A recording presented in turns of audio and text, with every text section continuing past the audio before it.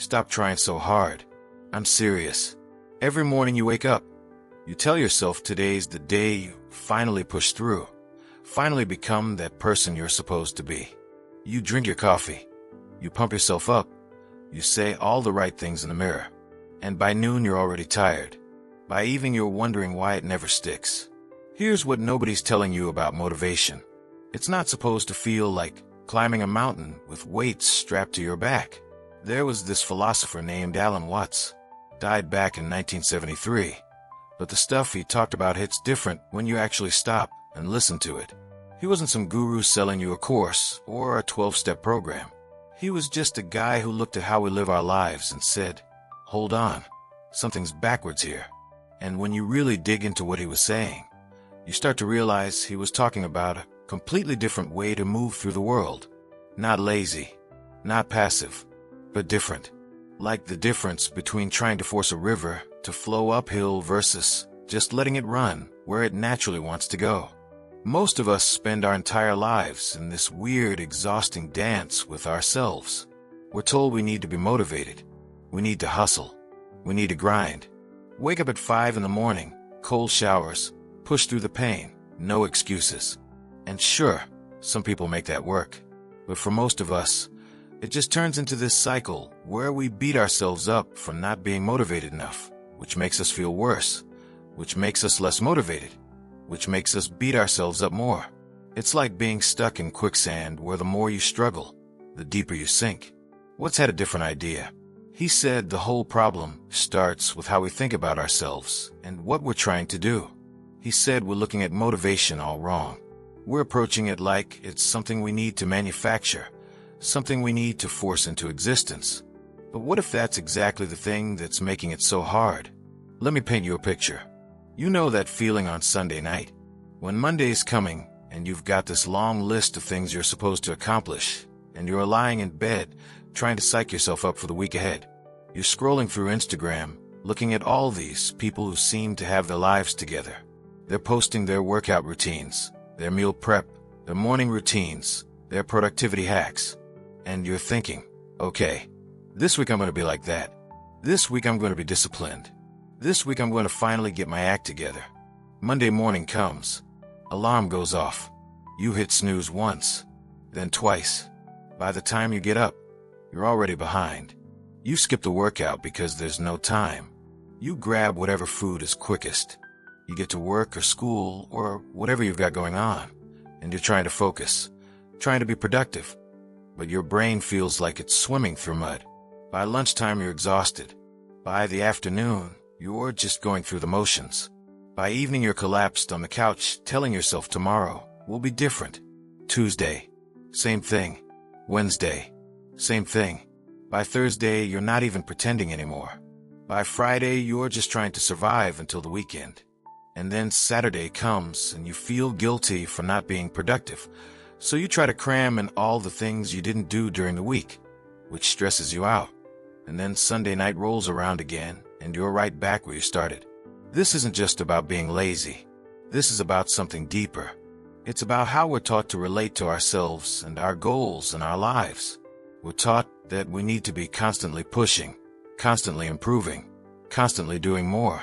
We're taught that if we're not uncomfortable, we're not growing. We're taught that rest is something you earn after you've proven yourself, not something you just get to have because you're a human being who needs it. And the really messed up part is that when this approach doesn't work, when we can't keep up with these impossible standards we've set for ourselves, we don't question the standards. We question ourselves. We think there's something wrong with us. We think we're not disciplined enough, not motivated enough, not strong enough. We think if we could just find the right technique, the right mindset, the right morning routine, then everything would click into place. But here's what's actually happening. You're trying to motivate yourself using pressure, using guilt, using fear. You're telling yourself that if you don't do the thing, you're a failure. You're telling yourself that your worth as a person depends on checking off items on a to-do list. You're telling yourself that who you are right now isn't good enough, and you need to become someone else before you deserve to feel okay about yourself. That's not motivation. That's torture. And you're doing it to yourself every single day. What saw this? He saw how we turn our lives into this constant battle against ourselves. And he said, what if the whole problem is that you're trying to fight yourself in the first place? What if the exhaustion you feel isn't because you're not trying hard enough, but because you're trying in completely the wrong direction? Alan Watts used to talk about this concept from Eastern philosophy. He'd explain it in different ways depending on who he was talking to, but the core idea was always the same. He said that most of us in the Western world have this fundamental confusion about who we are and how we relate to the universe around us. We think of ourselves as these separate little entities that have to fight and struggle to carve out our place in a hostile world. We think we're born into chaos, and we have to impose order through sheer force of will. We think everything good in life is something we have to earn, something we have to deserve, something we have to prove we're worthy of. But Watts said that's a story we made up. And it's not even a story that makes us happy or successful. It's just a story that makes us tired. He'd talk about water.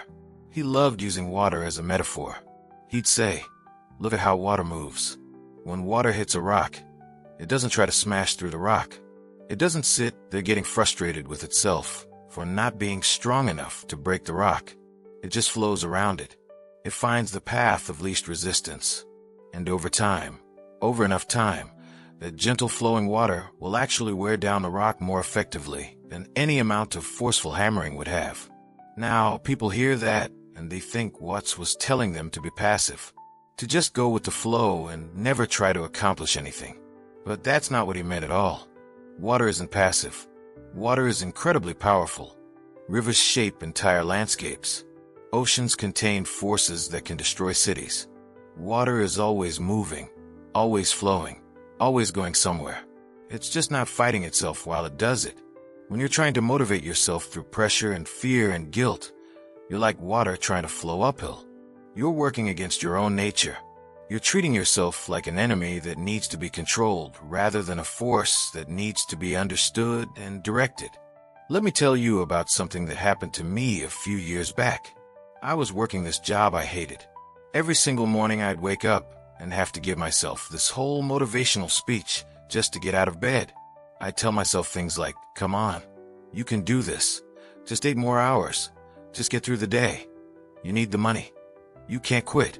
Other people have it worse. Stop being weak. I'd literally stand in the shower, psyching myself up like I was about to go into battle. And I'd get to work and I'd be functional. I'd do what I needed to do. But I was running on fumes the entire time. I was using every ounce of willpower I had just to sit at my desk and complete basic tasks. By the time I got home, I had nothing left. I'd just crash. I couldn't work on any of my own projects, couldn't maintain relationships, couldn't take care of myself properly. I was using all my energy to force myself to do something I fundamentally didn't want to do. The weird thing is, I thought this was normal.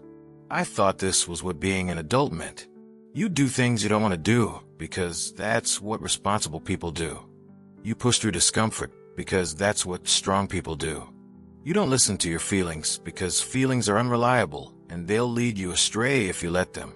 Then one day I stumbled across a lecture by Alan Watts. I wasn't even looking for it. It just came up in my YouTube recommendations while I was procrastinating. And he was talking about work and purpose and how we structure our lives. And he said something that stopped me cold. He said most of us live like we're trying to get somewhere else. We're always in the future. We're going to school so we can get a job. We're working this job so we can get a better job. We're saving money so we can retire. We're pushing through today so we can get to tomorrow. And we tell ourselves that once we get there, once we achieve that thing, then we'll be happy. Then we'll relax. Then we'll actually start living. But of course, that day never comes. Because as soon as we get to wherever we thought we were going, we just set up another future destination to aim for. We get the job we wanted and immediately start thinking about the promotion. We get the promotion and start thinking about the next level up. We reach a goal and immediately feel empty because now what? So we set another goal, and another, and another.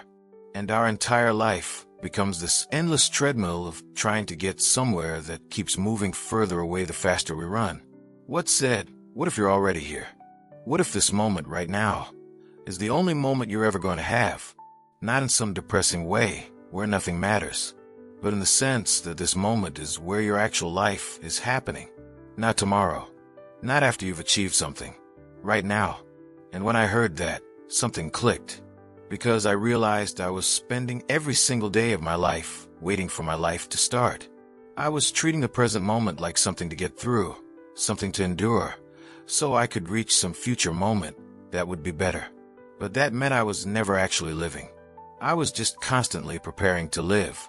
That was the first crack in how I thought about motivation, because I realized that the way I was trying to motivate myself was based on this idea that I needed to suffer now in order to be happy later. That discomfort and struggle were the price of admission for eventually getting to feel okay. And that's a terrible deal, because you're guaranteed the suffering, but you're not guaranteed the happiness. And even if you do get moments of happiness, they're fleeting, and then you're right back to struggling again. What's had this different framework? He said the goal isn't to escape the present moment. The goal is to be fully present in it. And that sounds like hippie nonsense when you first hear it. But stick with me, because there's something really practical underneath it. Think about the last time you did something you genuinely enjoyed. Something where you lost track of time because you were so absorbed in it. Maybe it was playing a game, or making something, or having a conversation with someone you really connected with, or reading a book that grabbed you, or working on a project that actually excited you. Whatever it was, you weren't doing it to get somewhere else. You were doing it because the activity itself was satisfying. In those moments, you didn't need to motivate yourself. The motivation was built into the activity because the activity itself was rewarding. You weren't forcing yourself to do it. You were pulled toward it naturally. Now compare that to most of the things you have to motivate yourself to do. Going to the gym, doing your taxes, studying for a test, working on something your boss assigned, making that phone call you've been putting off. Why do these things require motivation? Because you're doing them to get somewhere else. You're going to the gym to get the body you want. You're doing your taxes to avoid legal problems. You're studying to get the grade. You're working to get the paycheck. You're making the phone call to check it off your list. The activity itself isn't rewarding. You're only doing it for what comes after, which means you're living in the future again, which means you're not actually present in what you're doing, which means of course it feels like a grind. What's would say, okay, but you can't just never do anything that's not immediately enjoyable. Life doesn't work that way. You've got responsibilities. You've got bills to pay. You've got things you need to do, whether you want to or not. So what then? And his answer wasn't to just force yourself through it with willpower. His answer was to change how you relate to what you're doing. He'd tell the story about a Chinese farmer. The farmer's working in his field, plowing the soil, planting seeds, pulling weeds. Hard physical labor. Someone comes up to him and asks, "Why are you working so hard?" And the farmer says, "I'm not working hard. I'm just plowing. I'm just planting. I'm just pulling weeds." The action and the result aren't separate things. The doing is the thing itself. When you're plowing a field, if you're constantly thinking about the harvest months from now, you're going to be miserable. You're going to be focused on how sore your muscles are, how hot the sun is, how much more you still have to do. But if you're just plowing, if you're present with the action itself, it becomes something different. It becomes almost meditative. You're feeling the earth, smelling the soil, moving your body in a rhythm. You're not waiting for it to be over. You're doing it. This sounds simple, but it's actually pretty profound when you really get it. Because what Watts is saying is that the problem isn't the activity. The problem is your relationship to the activity. The problem is that you're treating it like an obstacle between you and where you want to be rather than as something you're just doing. I tried applying this to my job, the job I hated. Instead of waking up every morning and having to give myself that whole motivational speech about how I had to get through another day, I tried something different. I just did the next thing. Alarm goes off. I'm getting out of bed. I'm not getting out of bed in order to go to work. I'm just getting out of bed. That's the thing I'm doing right now. Then I'm taking a shower. Not taking a shower in order to get ready for work. Just taking a shower. Feeling the water. Feeling my body wake up. Then I'm making breakfast. Just making breakfast. Then I'm getting dressed. just getting dressed. Then I'm driving to work, just driving, watching the road, listening to music, being in the car. And here's what was weird. The job didn't change. The tasks I had to do didn't change. My boss didn't change. The pay didn't change. But I stopped feeling like I was dragging myself through every moment, because I stopped treating every moment like something to get through. I just did the thing I was doing. Now, I'm not going to sit here and tell you that magically made everything perfect. I still didn't like the job. I eventually did quit and found something better. But the point is, while I was there, I stopped torturing myself. I stopped using up all my energy just to force myself to show up, which meant I actually had energy left over for other things. I could work on my own projects. I could maintain my relationships. I could take care of myself. This is what's meant when he talked about motivation rooted in clarity rather than pressure. The clarity was seeing that I was making myself miserable by constantly fighting with the present moment, by constantly wishing I was somewhere else. And once I saw that clearly, I could stop doing it. Not because I forced myself to stop, but because I saw that it didn't make sense to keep doing it. It's like if you're walking down the street and you realize you're going the wrong direction. You don't need to motivate yourself to turn around. You just see that you're going the wrong way, and you turn around. The clarity is the motivation. Another thing what's talked about a lot was failure. And this is where his ideas get really interesting when it comes to staying motivated over the long term. Because most motivation systems treat failure as this terrible thing that you need to avoid at all costs. Failure means you weren't good enough. Failure means you didn't try hard enough. Failure is evidence that something's wrong with you. And because we treat failure like this catastrophic thing, we become terrified of it, which means we only try things we're pretty sure we can succeed at, which means we stay in our comfort zone, which means we don't grow. Or we try something new. We hit inevitable obstacles, and we interpret those obstacles as signs that we should quit, that this isn't for us, that we're not cut out for it.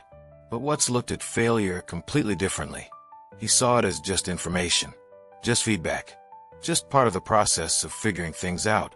He'd point to little kids learning to walk. A toddler falls down constantly when they're learning to walk, over and over and over. Do they interpret that as failure?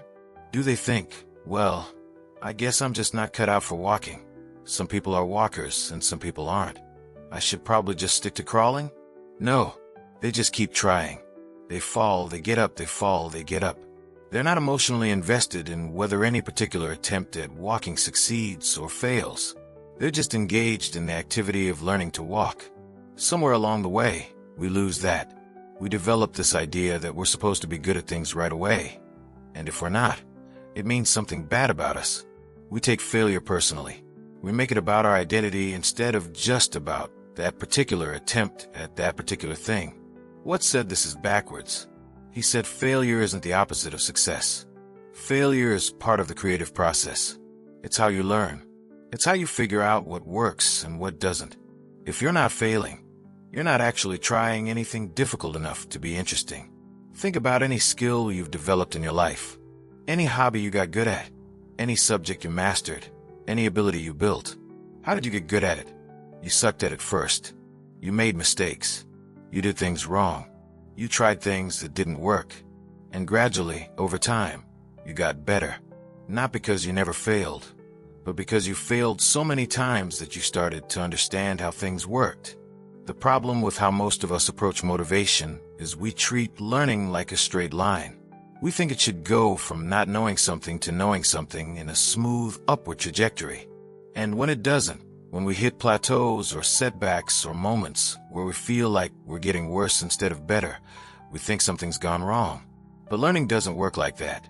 Learning works more like a spiral. You're circling around the same territory again and again, but each time from a slightly different angle, with slightly more understanding. Sometimes it feels like you're going backwards. Sometimes it feels like you're not making any progress at all, but you're still learning. You're still integrating. You're still developing the skill even when it doesn't feel like it.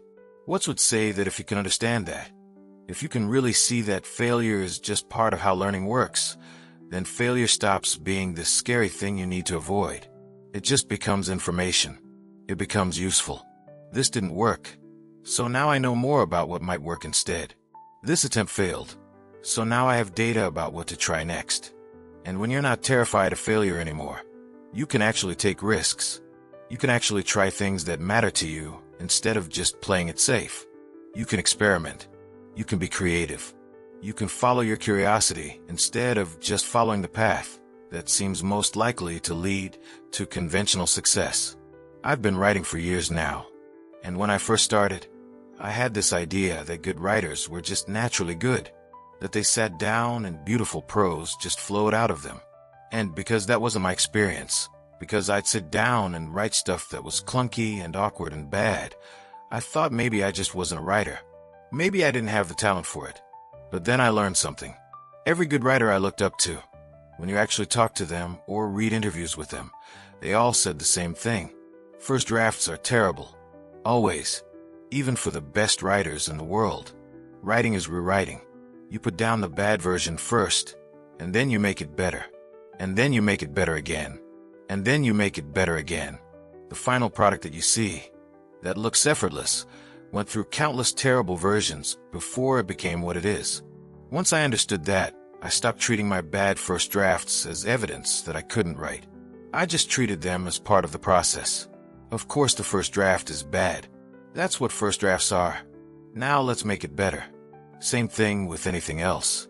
When you're learning to code, your first programs are going to be messy and inefficient and full of bugs. That's not failure. That's what learning to code looks like. When you're learning an instrument, you're going to hit wrong notes. You're going to have bad rhythm. You're going to sound terrible. That's not failure. That's what learning an instrument looks like. This changes everything about how you approach motivation. Because if failure is just part of the process, then you don't need to protect yourself from it. You don't need to only do things you're sure you'll succeed at. You can just try stuff. You can be playful with it. You can experiment. And when you can do that, when you can approach life like an experiment instead of like a test you need to pass, you stop burning out. Because you're not carrying around all this pressure and anxiety about needing to prove yourself. You're just engaged in the process of learning and growing and figuring things out. What's had this idea that most of us are living like we're trying to prove our worth? Like we came into existence with a deficit, with a debt we owe, and we need to spend our lives earning the right to feel okay about ourselves.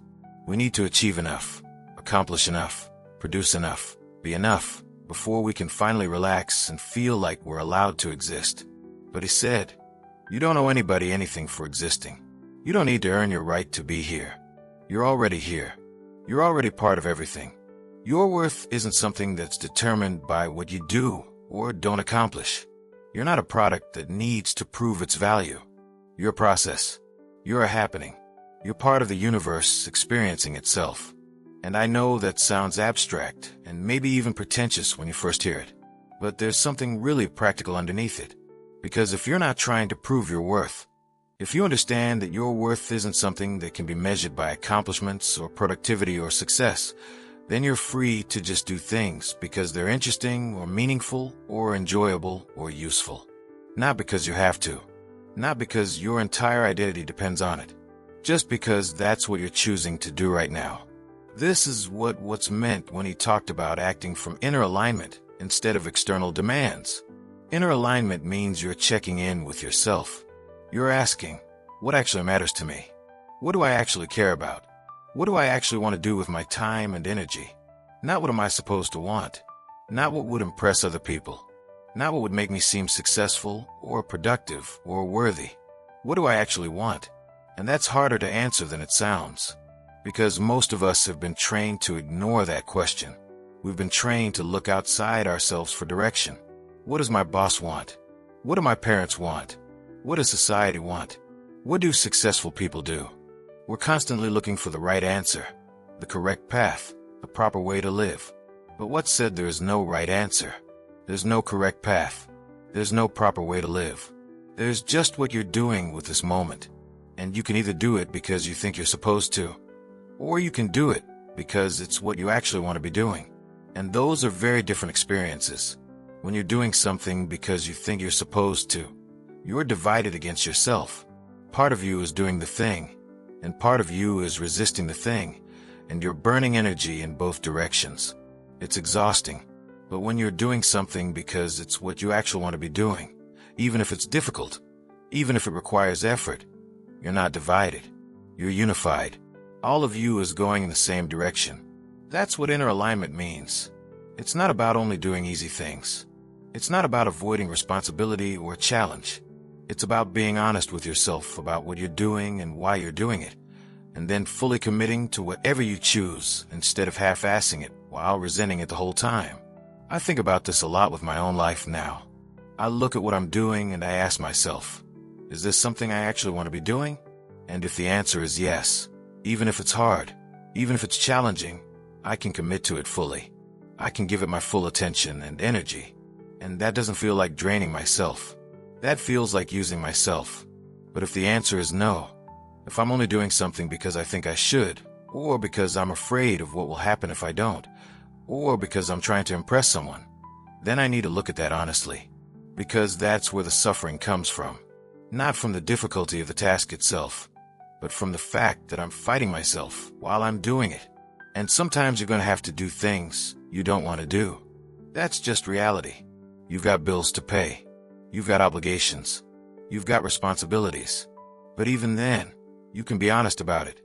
You can say, okay, I don't particularly want to do this, but I'm choosing to do it because I care about the outcome. I care about keeping a roof over my head. I care about maintaining this relationship. I care about honoring this commitment I made. And then you do it without the layer of resentment and self-torture on top. What's used to say that we make ourselves miserable by adding these extra layers of resistance and judgment on top of everything we do. We're not just doing the dishes.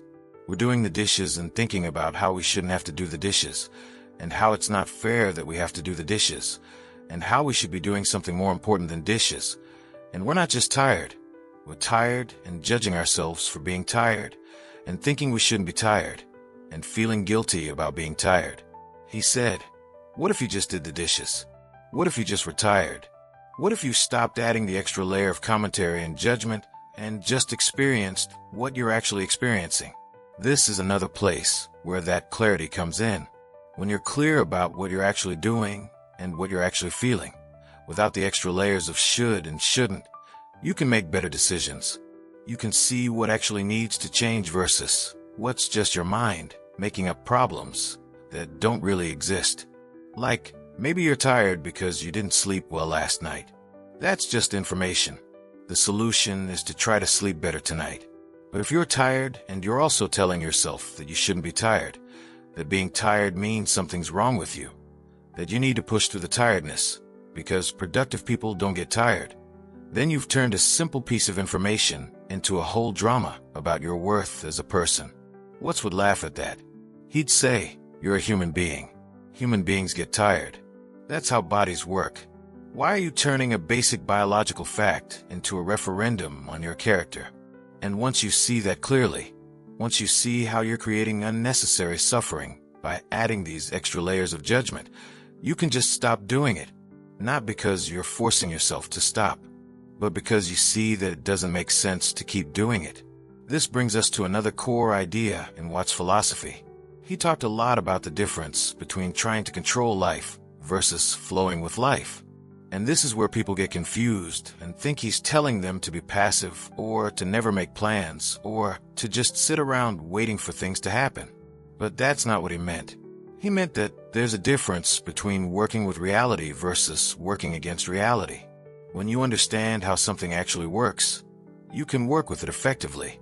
When you misunderstand how something works, you end up fighting against it and exhausting yourself. Think about sailing. If you're sailing a boat, you can't control the wind. The wind is going to do what the wind is going to do. But you can adjust your sails. You can work with the wind. You can use the wind that's actually blowing instead of wishing for a different wind. A bad sailor fights with the wind. They set their sails where they want the wind to come from, and then they get frustrated when the wind doesn't cooperate. A good sailor observes the wind, adjusts to the wind, works with the wind. They're not passive. They're actively sailing. But they're working with reality instead of against it. Most of us are bad sailors. We have this idea of how things should be, how we should be, how our lives should unfold. And we spend all our energy trying to force reality to match our idea instead of adjusting our approach to match reality. What would say, okay, you want to achieve something. You have a goal. That's fine. Goals are fine. But the question is, are you working with reality to achieve that goal? Or are you fighting with reality? If your goal is to become a professional musician, but you hate practicing, you're fighting with reality. Because the reality is that becoming a professional musician requires a lot of practice.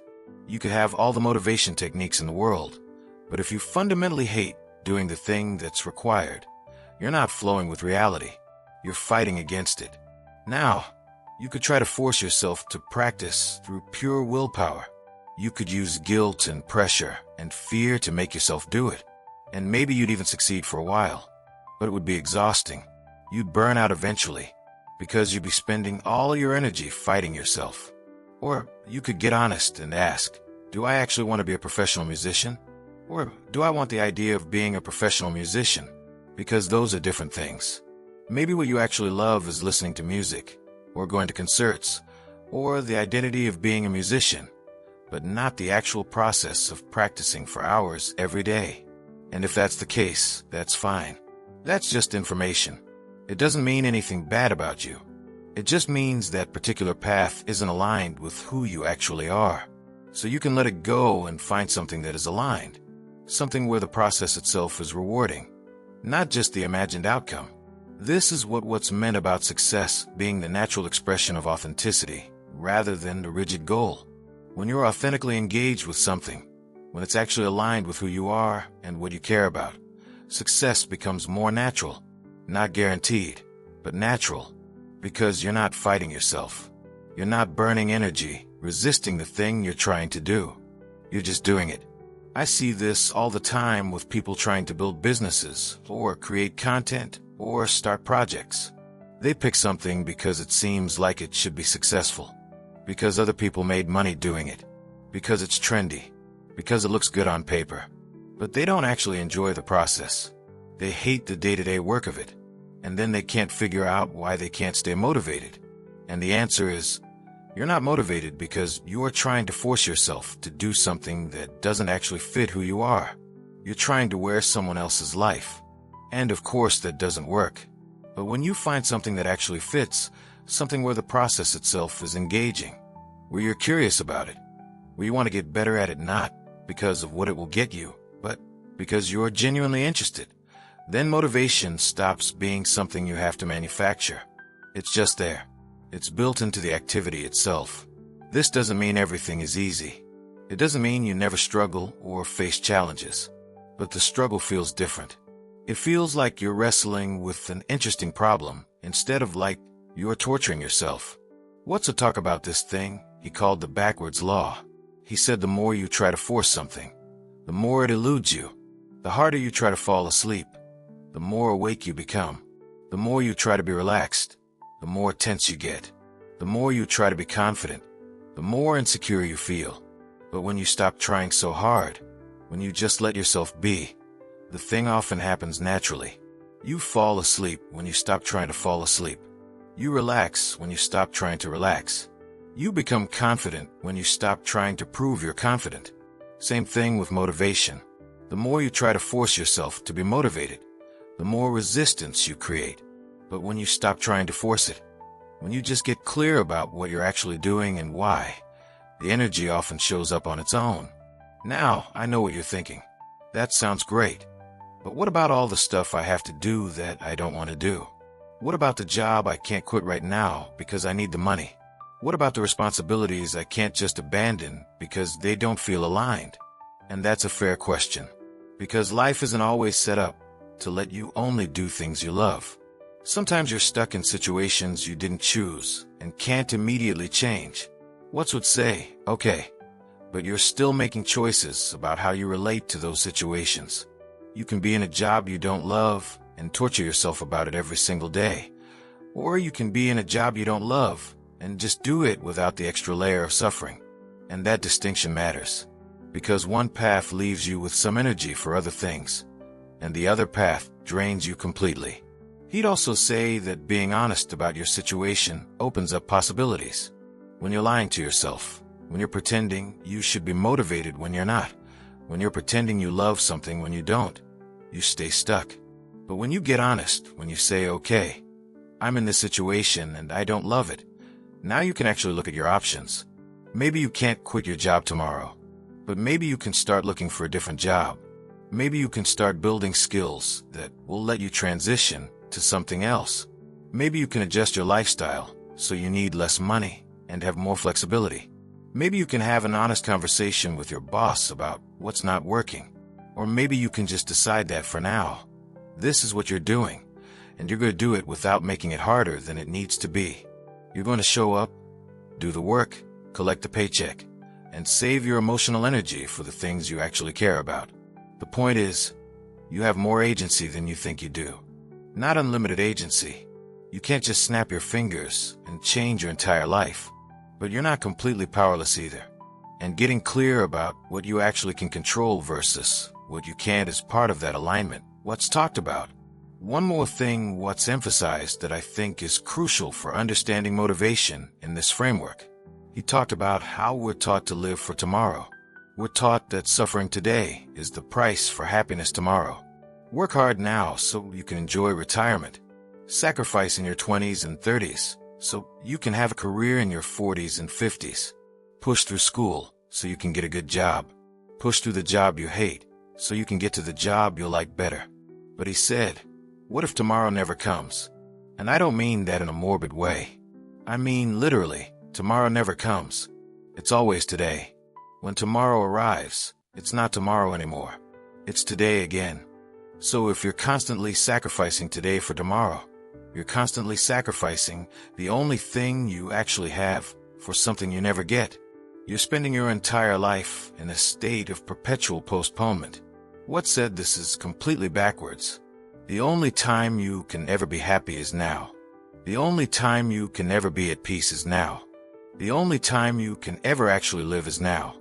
Not because tomorrow doesn't matter, but because when tomorrow becomes today, you'll still only have now. This doesn't mean you don't plan or prepare or work toward things. It means you don't treat the present moment as an obstacle to get through. You don't treat your actual life as something that will start later, after you've achieved enough or become someone different. Your life is happening right now. This is it, this moment right here. And you can either be present for it, or you can spend it wishing you were somewhere else. And here's the thing about being present. When you're actually present with what you're doing, when you're not constantly divided between where you are and where you think you should be, you're more effective. You make better decisions. You notice more. You're more creative. You have more energy. It's like the difference between driving a car while constantly looking in the rearview mirror versus looking at the road ahead. When you're present, you can actually see where you're going. You can respond to what's actually happening instead of reacting to what you think should be happening. This is why Watt's approach to motivation is actually more practical than the conventional push-through-the-pain approach, because it's based on reality. It's based on how human beings actually work, not how we think we should work, not how we wish we worked, how we actually work. And how we actually work is that we do better when we're not fighting ourselves. We do better when we're aligned. We do better when we're present. We do better when we're curious instead of afraid. We do better when we see failure as information instead of as judgment. We do better when we're working with our nature instead of against it. All of this brings us to what's called rising above. He said most people think rising above means transcending your human limitations, becoming someone better, someone stronger, someone who doesn't struggle. But he said that's not what it means at all. Rising above means seeing the whole picture. It means getting some perspective on the patterns you're stuck in. It means being able to observe yourself instead of being completely identified with every thought and feeling that passes through you. Think about being in a maze. When you're in the maze, all you can see are the walls directly in front of you. You're lost. You don't know which way to go. You're stuck. But if you could rise above the maze, if you could see it from above, suddenly the path becomes obvious. The maze hasn't changed. You've just changed your vantage point. That's what Watts was talking about. Rising above doesn't mean escaping your life or transcending your circumstances. It means seeing your life and your circumstances more clearly, seeing the patterns, seeing where you're creating unnecessary suffering, seeing where you're fighting yourself, seeing where you're caught in old stories that don't serve you anymore. And when you can see those things clearly, you can make different choices, not because you're forcing yourself to, but because you see what's actually happening and what would actually work better. This is where real change comes from, not from more willpower, not from more pressure, not from beating yourself up harder, from clarity, from seeing, from understanding. What's used to say that the biggest problem most people have is they're trying to change themselves without understanding themselves. They're trying to fix symptoms without seeing the root cause. They're trying to force behaviors without addressing the beliefs underneath those behaviors. But when you understand why you're doing what you're doing, when you see the patterns clearly, change becomes possible. Not easy necessarily, but possible. Because you're working with yourself instead of against yourself. I think about my own life now compared to how it was before I encountered these ideas. I'm not perfect. I still struggle. I still have days where I don't want to do anything. I still have moments where I fall back into old patterns of pushing and forcing and trying to prove myself. But I have this perspective now that I didn't have before. I can see when I'm doing it. I can notice when I'm starting to treat my life like a problem that needs to be solved instead of an experience I'm having. And when I notice it, I can adjust. Not because I'm disciplining myself, but because I see that the other way doesn't work and this way does. That's the shift. It's subtle, but it's huge. It's the difference between being trapped in a pattern and being able to see the pattern and choose something different. And here's what I've found. When you approach life this way, when you're aligned with what you're actually doing, when you're present with the process, when you're not constantly judging yourself and treating failure as catastrophic, life gets more interesting. You try more things. You take more risks. You're more creative. You're more engaged. Not because you're more motivated in the conventional sense, but because you're not burning all your energy fighting yourself. You actually have energy available to do things, to explore, to learn, to grow. And paradoxically, you often end up accomplishing more. Not because accomplishment is the goal, but because when you're actually engaged with what you're doing, when you're curious and present and not divided against yourself, you're more effective. You learn faster. You adapt better. You notice opportunities. Success becomes a side effect of alignment rather than something you're chasing. And that makes it sustainable, because you're not running on empty. You're not forcing yourself to keep going through sheer willpower. You're doing things that actually fit who you are, in a way that actually works with your nature.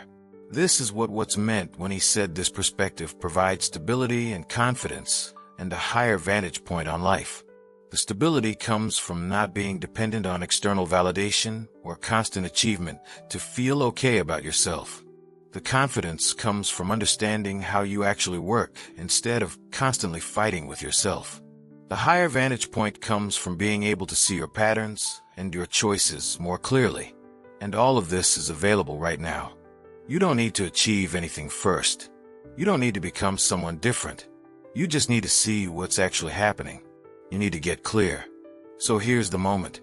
Right now, you're reading this or listening to this or watching this, and you're probably thinking about your own life, about the things you've been trying to force, about the ways you've been fighting yourself, about all the times you've tried to motivate yourself through guilt and pressure, and it hasn't worked. And maybe you're starting to see something. Maybe you're starting to see that there's another way. Not an easier way necessarily, but a way that actually works with who you are instead of against who you are. The question is, what are you going to do with that seeing? Are you going to treat this like another motivational technique?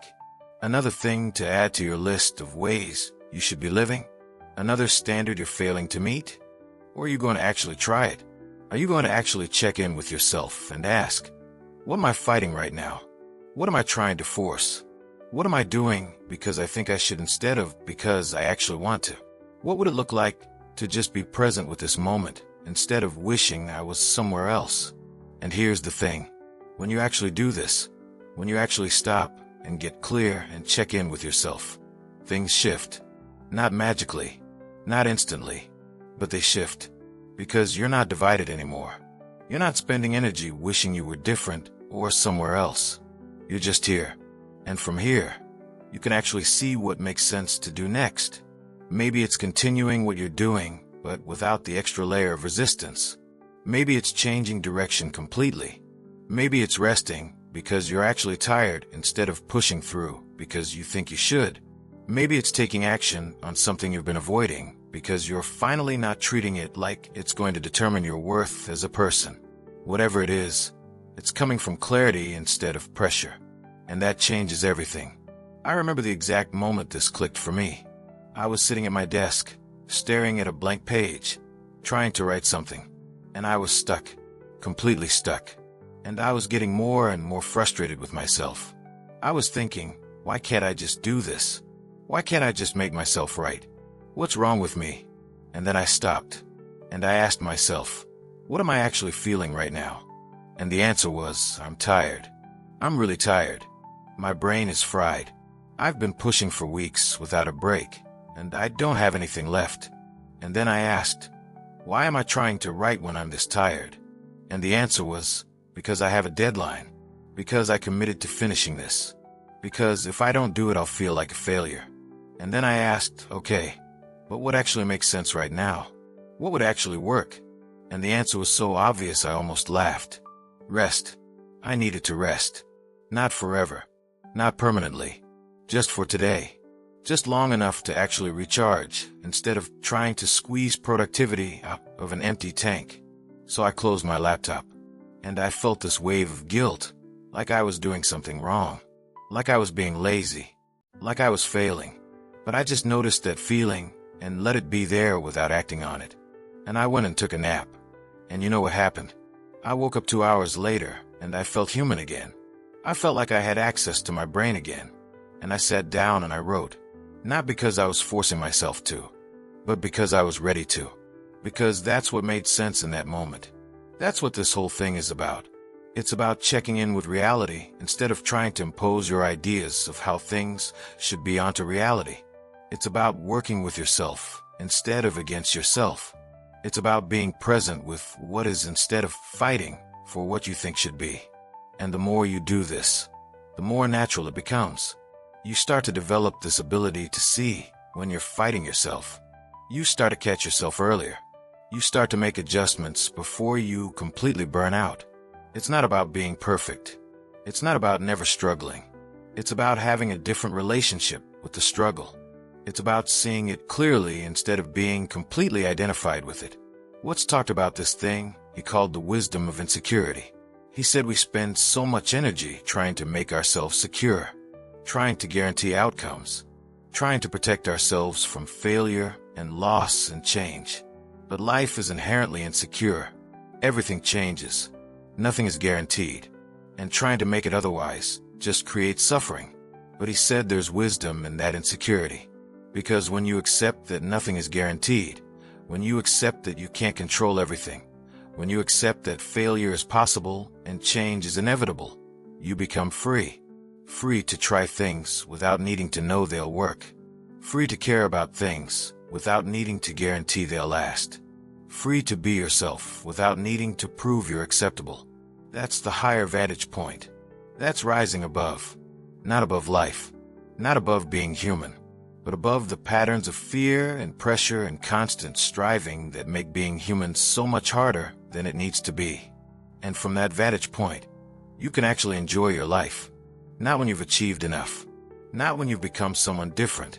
Now, with all your flaws and struggles and imperfections, you can actually be present for the experience of being alive instead of constantly postponing it for some imaginary future when everything will finally be okay. Because here's the secret. Everything is already okay. Not perfect. Not without problems. But okay. You're here. You're alive. You're experiencing things. You have this moment. That's it. That's what you have. And it's enough. So let's bring this all together.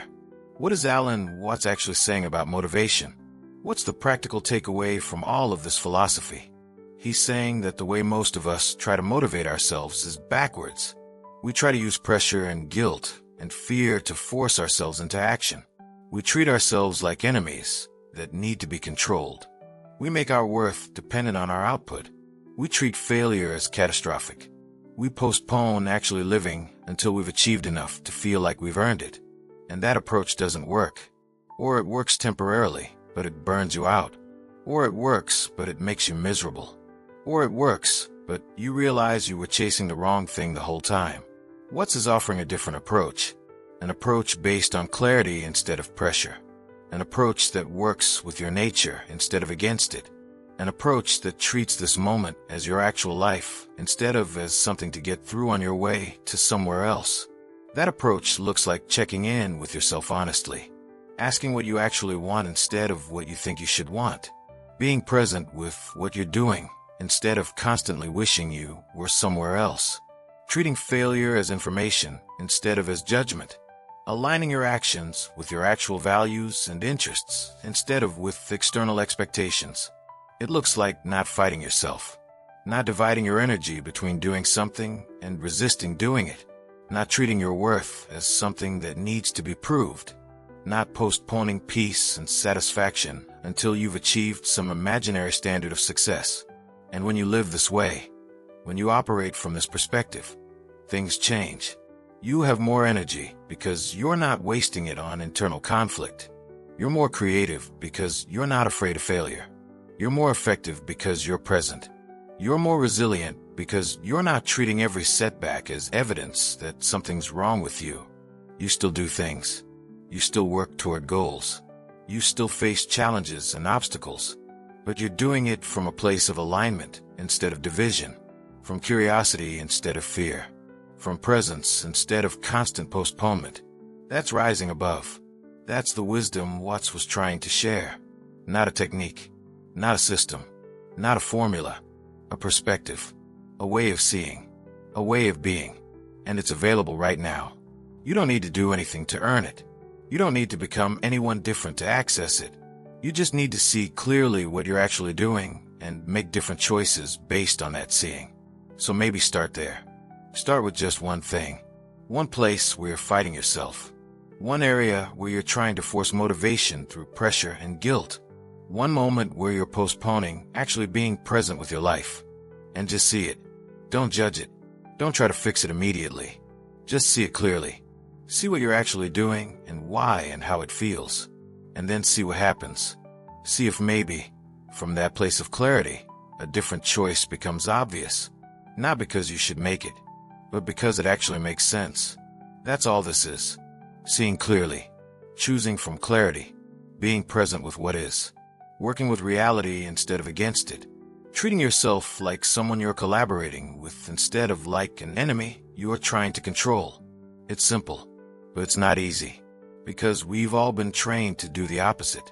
We've all learned to fight ourselves, to judge ourselves, to treat the present moment as insufficient. But it's possible, and it's worth it, because this is your one life, this moment right here, and you can spend it fighting with yourself and wishing you were somewhere else.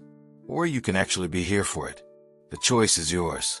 It's always been yours. You just might not have seen it clearly until now. If this landed, hit subscribe.